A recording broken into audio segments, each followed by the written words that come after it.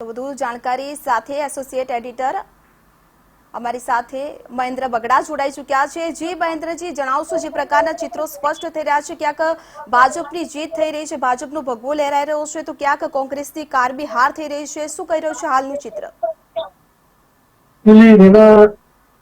લોકશાહીના જે જનક કહેવાય ને, જેને આધુનિક લોકશાહીના મર્મગ્ન ગણવામાં આવે છે, એ કાર્લવાઇનનું એક સૂત્ર છે કે politics is a art of possible. એ શક્યની કલા છે અને ભાજપને કમસે કમ ગુજરાતમાં 30-35 વર્ષથી આવડે છે કે ચૂંટણી જીતી જવાય છે અને જીતી રહ્યા છે। જે રીતનો ટ્રેન્ડ ચાલ્યો છે, લગભગ ઓલમોસ્ટ ક્લીન સ્વીપ।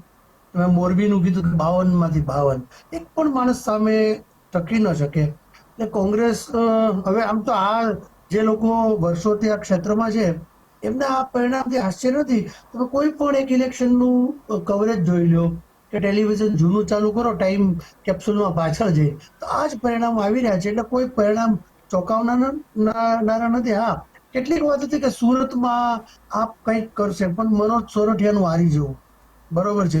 બીજું કે જે લોકો આપમાંથી છેલ્લે રાજુ કરપડાની વાત હતી કે બીજેપીમાં ગયા, એને લોકો રિજેક્ટ કરી દેશે, શરૂઆતમાં અફવા ચાલેલી, પણ એ પણ હમણાં જીતી ગયા। પણ બે વાત નોંધ કરવા જેવી છે, જે બ્યુરોક્રેટ્સ અત્યારે કદાચ મનમાં વિચારતા હશે કે રિટાયરમેન્ટ પછી બીજેપીમાં જોઈન્ટ થઈ અને વધુ સત્તા અથવા પેરેલલ સત્તા ભોગવજો, એ આઈપીએસ નીનામાની હારથી એ ભાજપ માટે અથવા એમની સંખ્યા નહીં બોલનાર અને બીજેપીની વોટ કરનારની સંખ્યા કરતા વધુ હતી। લાગતું હતું કે આ વખતે કદાચ કેટલીક જગ્યાએ ઉલટ સુલટ થશે, પણ એવું કશું જ થતું નથી। એમાં બીજેપીનું મેનેજમેન્ટ છે, કાર્યકરોની ફોર્સ છે, જીતની પેટર્ન એને આવડે છે, સતત જીતે છે, ખબર છે કેવી રીતે ઉમેદવાર સિલેક્ટ કરવા જોઈએ। અને જે ત્રિકોણીયો જંગ થાય છે એનો પણ કંઈક ફાયદો થતો હશે। તો હવે જે આંકડાશાસ્ત્રીઓ છે જ્યારે સાંજે બેસીને હિસાબ કરશે ત્યારે ખબર પડશે કે કોણે કોના મત કાપ્યા। પણ એક મત જે હતો કે આ વખતનો ત્રિકોણીયો જંગ સત્તાધારી પક્ષ માટે નુકસાનકારક થશે, એ વાતનો પણ છેદ ઉડી ગયો છે। હજી સાથે એ પણ જાણવું છે કે આપણે પહેલા પણ જોયું કે જ્યારે સી.આર. પાટીલ ભાજપ પ્રદેશ પ્રમુખ હતા તે દરમિયાન 90% ભાજપનો ભગવો લહેરાયો હતો, ત્યારે આ વખતે જગદીશ પંચાલ છે, જગદીશ વિશ્વકર્માના નેતૃત્વમાં પ્રથમ ચૂંટણી છે, ત્યારે શું લાગી રહ્યું છે કે એ લહેર આગળ વધતી રહેશે કે શું થશે? ફૂલી પાસ થઈ ગયા એને, એના માટે પણ સવાલ, એમને કોન્ફિડન્સ હોય, પણ રિઝલ્ટ એમની અપેક્ષાથી પણ વધુ સારા આવ્યા છે। એક વાત એવી ફેલાણી હતી કે કઈક મોટી ઉથલ પાથલ થઈ શકે, પણ એવું કશું જ થયું નહીં। ઓલમોસ્ટ દર વર્ષે જે રિઝલ્ટ આવે એવા જ આવ્યા છે। ક્યાંક ક્યાંક એમ તો લોકશાહી છે, બધા જ લોકો તો કેવી રીતે તમારી સાથે સંમત હોય, પરંતુ 30 વર્ષ પછી પણ પ્રજાનો ખૂબ મોટો હિસ્સો, બહુમતી પ્રજા ઇલેક્શનના દિવસે તમારા નંબર બટન દબાવે છે। That means you are doing, BJP is doing extremely good, એમ જ માનવાનું ને। એટલે કોંગ્રેસ ક્યાંક નિવેદનબાજીમાં રહી ગઈ છે અને ભાજપ ફરી એકવાર બાજી મારી ગઈ છે, ક્યાંક એવું પણ લાગી રહ્યું છે। શું કહી શકાય, કારણ કે કોંગ્રેસ પાસે હવે કોઈ મુદ્દા જ નથી રહ્યા, ક્યાંક એવું લાગી રહ્યું છે? જી, કોંગ્રેસ તો લડે છે, સારું કહેવાય ને। તમે એક આખી પેઢી અત્યારે જે લોકો લડવા આવ્યા એમને જોઈએ જ નથી સત્તામાં નહીં હોવા છતાં લડે છે, એ સારું છે લોકશાહીને બચાવવા માટે। એમને તો સત્તા જોઈએ જ નથી। 30 વર્ષથી, સમજો 35 વર્ષથી, 95 થી જનતા દળ ને બીજેપી આપણે ગણીએ તો બહુ મોટો સમય સુધી સત્તાની બહાર રહ્યા અને લડ્યા એની સંસાધન, એની ક્ષમતા પ્રમાણે ક્યાંક ક્યાંક જીત્યા પણ છે। અને એટલે કેવી રીતે, બાકી તો કોંગ્રેસ પાસે તો રિફોર્મની વાત ને અંતિમ ઘડી સુધી ઉમેદવારોના નામ પણ નતા જાહેર કરવા માટે પણ કઈ નતું। જી મેડમ, જ્યારે તમારી પાસે જી આ ગુજરાતમાં 85% વિસ્તારમાં કોંગ્રેસના કાર્યકરો કે નેતા પણ નથી, એ 90 થી વધુ મોટો નેતાઓ તો સમયાંતરે ભાજપમાં વિલીન થઈ ગયા છે। જેમ દરેક નાની નદી હોય સાગરમાં વિલીન થઈ જાય, મોટાભાગના નેતાઓ જે છે એ તો ભાજપમાં થઈ ગયા છે। તો તમારી પાસે જયારે 85% જમીન પર કાર્યકર નથી, ઉમેદવાર ન મળે તો બહુ સ્વાભાવિક છે। જી જી, અને સાથે એ પણ જાણવું છે કે જે સ્થાનિક મુદ્દાઓ હતા, ઘણા વિડીયોઝ પણ સામે આવ્યા છે. ઘણા ઉમેદવારો એવું પણ કહી રહ્યા છે કે જે એ ઉમેદવારો ત્યાં ઉતારવામાં આવ્યા છે ત્યારે સ્થાનિક લોકો એમ પણ કહી રહ્યા છે કે ઉમેદવારોના નામ પણ નથી ખબર, ઘણી જગ્યાએ કામ પણ નથી થયા, છતાં પણ ખાલી જે વોટ આપવામાં આવે છે મોદીના નામ ઉપર આપવામાં આવે છે, તો ક્યાંક ખાલી પક્ષને જોઈને નામ આપવામાં આવે છે, મત જે છે આપવામાં આવે છે. જી મેડમ, કમળનો સિમ્બોલ અને મોદી અને અમિત શાહનું જી નામ તો છે જ ને ગેરંટી મત માટે. દેશમાં મળે છે, તમે સમજો જ્યાં એમનું શાસન નથી ત્યાં પણ એમના જ નામે મત મળે. યુપી, રાજસ્થાન, MP, હવે કેરળ સુધી એમની પાંખ પ્રસરી રહી છે. તો ઇન ધેટ વે અહીંયા તો એને મળે જ ને એનો બેનિફિટ. ચહેરાનું કોઈ બહુ મહત્વ કે મૂલ્ય નથી. બીજેપી નોઝ, એમને ખબર છે કે કમળના નિશાન પર એટલે 60 વર્ષનું લાવી શકે, થ્રી ટાઈમ જે 3 વખત ચૂંટાયેલા હોય રિપીટ વાળી વાત, એમને આ બધું પોસાય. સતત જીતી રહ્યા છે, કાયમ જીતે છે, ફરી એક વાર જીતી ગયા છે અને રૂટીન છે બીજેપી માટે. અને આમ તો જે લોકો રાજકીય થોડું ઘણું સમજ રાખે એને ખબર છે અપેક્ષિત પરિણામ છે. લોકોએ હજી ભાજપ પરથી વિશ્વાસ ગુમાવ્યો નથી, એમ જ આપણે માનવું પડે ને એટલી મોટી સંખ્યામાં જયારે તમને લોકો જીતાડી રહ્યા છે. આપણે 6 મહાનગરપાલિકાઓની વાત કરીએ અને સાથે જે બીજી 9 નગરપાલિકા મહાનગર જે ઉમેરાય છે, તો આ વખતે શું લાગી રહ્યું છે કે જે પરિણામો એક બાદ એક ચિત્ર સ્પષ્ટ થઈ રહ્યા છે તે પરથી? મેટ્રોમાં તો ભાજપ સ્ટ્રોંગ છે સામે. કોંગ્રેસ જો ક્યાંય જીતી શકે તો હજી ગ્રામીણ વિસ્તારમાં એ થોડું ઘણું પોતાનું કૌવત બતાવી શકે, જે ચાન્સ હતો. સમજો જેમણે મહેનત કરી એમને રિઝલ્ટ મળ્યું છે. જે લોકો મેદાનમાં ગયા છે, બગસરામાં આ બહુ મોટા ઉથલ પાથલ કરી શકો. પ્લાનિંગ હતું, 1 વર્ષથી મહેનત ચાલતી હતી. તો માત્ર ઇલેક્શનના ટાઈમે આવી જવું એ જ જૂના નેતાઓ. કોંગ્રેસ મેટ્રોમાં વેરી ડિફિકલ્ટ, નહીં ટકી શકાય.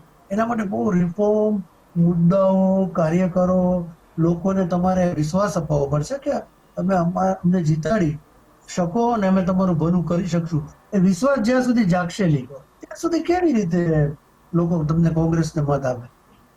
આ વખતે ભાજપે યુવા ચહેરાઓને પણ પ્રાધાન્ય આપ્યું છે, સાથે મહિલાઓને પણ પ્રાધાન્ય આપ્યું છે અને ઓબીસીની ટકાવારીની જો વાત કરીએ તો તેમાં પણ વધારો કરવામાં આવ્યો છે. ક્યાંક ને ક્યાંક એને લઈને પણ પરિણામ બદલાયા છે. જી પરિણામ તો આ 2005 ઇલેક્શન થી હું કવર કરું છું મેટ્રોમાં. આ જ હોય છે, બહુ ફરક તો નથી.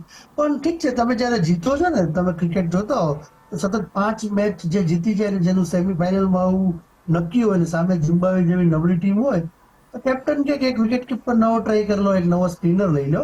એ તો ઠીક છે, ભાજપ જીતે છે તો આ બધું જ એને પોસાય કે યંગને આપીએ, મહિલાને આપીએ, છતાં પણ સેલિબ્રિટીને લાવે છે. પણ એક વાત છે ચોંકાવી દે એવી વાત, લોકોએ બ્યુરોક્રેટ્સ જો વિચારતો હોય ને એના માટે તો હર્ડલ્સ આવી ગયું કે તમે જો IPS હોવો છો કે કલેક્ટર હોવો છો, ઠીક છે, પછી પણ તમને એમ થાય કે અમે જીતી અને એ જ ફેસિલિટી ભોગવીએ તો પ્રથમ કોળિયા તેના માટે માખી આવી ગઈ છે.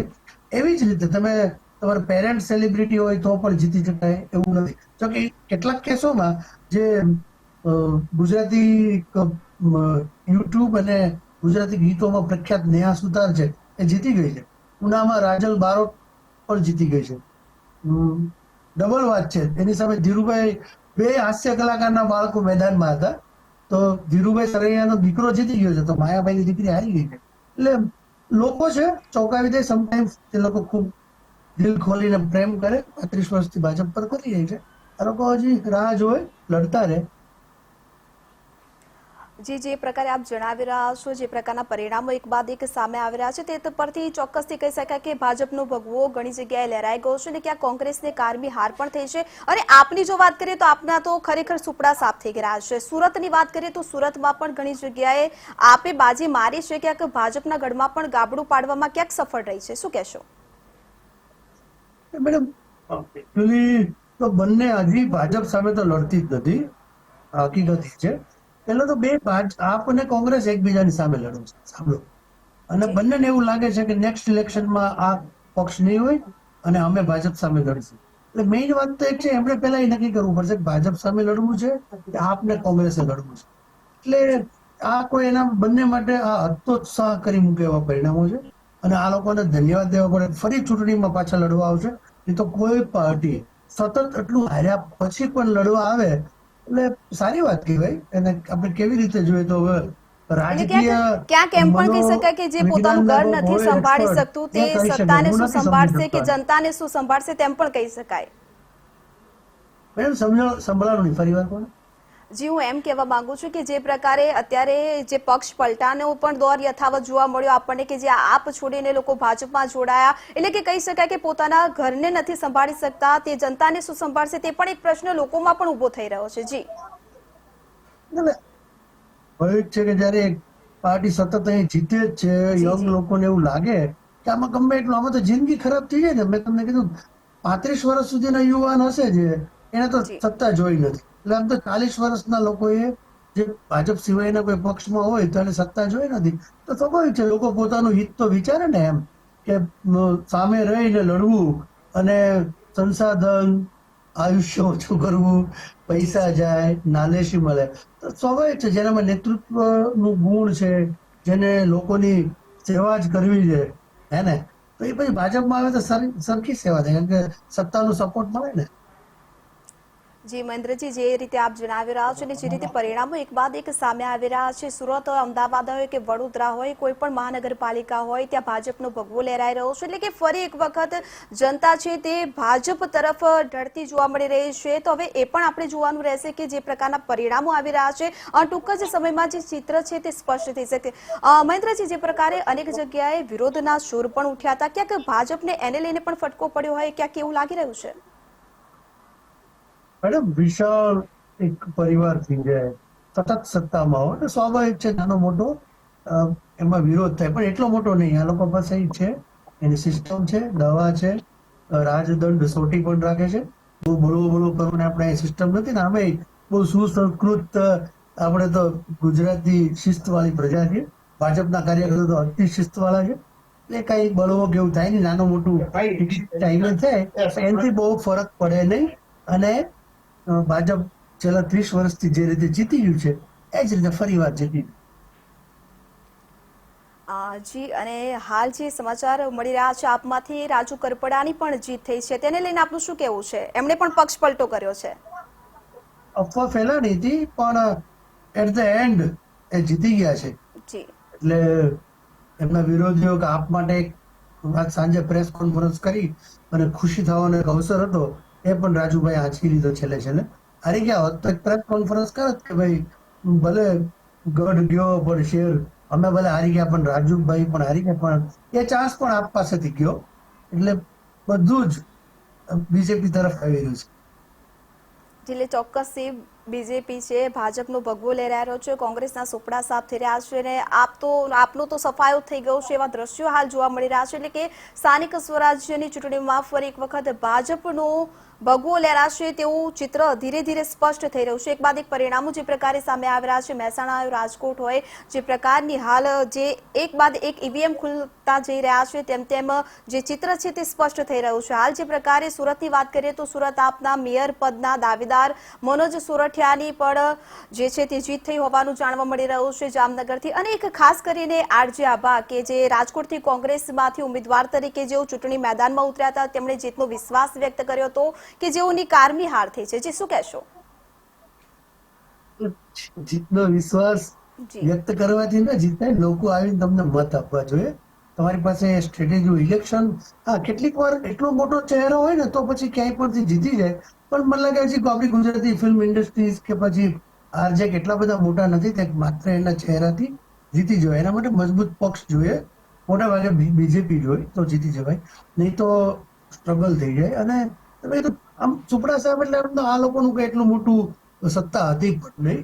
સમજો કે ઓલમોસ્ટ ભાજપે જે માણસો હતા એ રિપ્લેસ કરી દીધા, નવા માણસો આવ્યા જે બીજેપીના જ હતા, વૃદ્ધ હતા, એના માટે નવી જનરેશનને તૈયાર કરી. બહુ લાંબો ફરક નથી. તમને કીધું ને, તમે કોઈ પણ 5 વર્ષ પહેલાનું ટેલિવિઝન જો ટાઈમ કેપ્સ્યુલમાં પાછળ જઈ ચાલુ કરો તો આ જ રિઝલ્ટ હોય છે, બહુ ફરક નથી. જી મહેન્દ્રજી, આપ અમારી સાથે જોડાયા તે બદલ આપનો ખૂબ ખૂબ આભાર, અને જે પ્રકારે આપે તમામ જાણકારી આપી તે બદલ આપનો ખૂબ ખૂબ આભાર. તો એક બાદ એક ચિત્ર જે છે તે સ્પષ્ટ થઈ રહ્યું છે. મહેસાણા હોય કે રાજકોટ હોય, અમદાવાદ હોય, 6 મહાનગરપાલિકા સાથે જે નવી જે મહાનગરપાલિકાઓનો ઉમેરો થયો છે તેની પર સૌ કોઈની નજર ટકેલી છે. ખાસ કરીને ગ્રામીણ વિસ્તાર હોય કે શહેરી વિસ્તાર હોય, તમામ જગ્યાએ અત્યારે જનતા વિકાસના કાર્યોને વેગ આપી રહી છે. એટલે કે ખરેખર ભાજપની જીત થતી હોય તેવું જોવા મળી રહ્યું છે. ધીરે ધીરે ચિત્ર જે છે સ્પષ્ટ થઈ રહ્યું છે. અત્યારે વાત કરીએ તો વોર્ડ નંબર 2 પર ભાજપની પેનલની જીત થઈ છે. વડોદરામાં 14માં ભાજપ અને કોંગ્રેસના ફાળે 2 બેઠકો ગઈ છે. તો રાજકોટમાં કોંગ્રેસના ઉમેદવાર આરજે આભાની હાર થઈ હોવાની જાણકારી સામે આવી રહી છે. મધુ શ્રીવાસ્તવની દીકરી દીપા શ્રીવાસ્તવ કોંગ્રેસમાંથી જીત્યા છે તે સમાચાર મળી રહ્યા છે. આપમાંથી ભાજપમાં આવેલા રાજુ કરપડાની જીત થઈ છે. પહેલા જે સમાચાર સામે આવ્યા હતા તો આપણે જણાવી દઈએ કે 2640 મતથી રાજુ કરપડા મૂળીથી જીત્યા છે, કે જેઓ આપ છોડીને તેઓએ ભાજપનો ભગવો ધારણ કર્યો હતો, ભાજપનો ખેસ ધારણ કર્યો હતો, કે જેઓ મૂળી બેઠક ઉપરથી ચૂંટણી લડી રહ્યા હતા, તેઓની આખરે જીત થઈ છે. તો રાજકોટથી સમાચાર મળી રહ્યા છે. રાજકોટમાં પણ મહાનગરપાલિકામાં ભાજપને 2/3 બહુમતી મળી છે. 13 વોર્ડમાંથી 12 વોર્ડમાં ભાજપનો કબજો જોવા મળી રહ્યો છે. તે એક બાદ એક પરિણામો સ્પષ્ટ થઈ રહ્યા છે. તો સત્તાના સમીકરણો જે છે તે હાલ સ્પષ્ટ થવા જઈ રહ્યા છે. ટૂંક જ સમયમાં જે ચિત્ર છે આખું સ્પષ્ટ થઈ જશે. તો લોક સાહિત્યકાર માયાભાઈ આહિરની દીકરીની હાર થઈ હોવાનું પણ જાણવા મળી રહ્યું છે. સાથે આપને પણ જણાવી દઈએ કે 13 વોર્ડમાંથી 12માં ભાજપનો ભગવો લહેરાયો છે. 48 બેઠકો ઉપર ભાજપનો વિજય થયો છે. એક વોર્ડ જે છે તે કોંગ્રેસના ફાળે ગઈ હોવાનું પણ જાણવા મળી રહ્યું છે. તો વોર્ડ નંબર 15માં કોંગ્રેસની પેનલ આગળ જોવા મળી રહી છે. તો મોડાસા તાલુકા પંચાયતમાં ટાઈ પડી હોવાની માહિતી સામે આવી રહી છે. કુલ 20 બેઠકોમાંથી 10 ભાજપ અને 10 કોંગ્રેસના ફાળે ગઈ છે.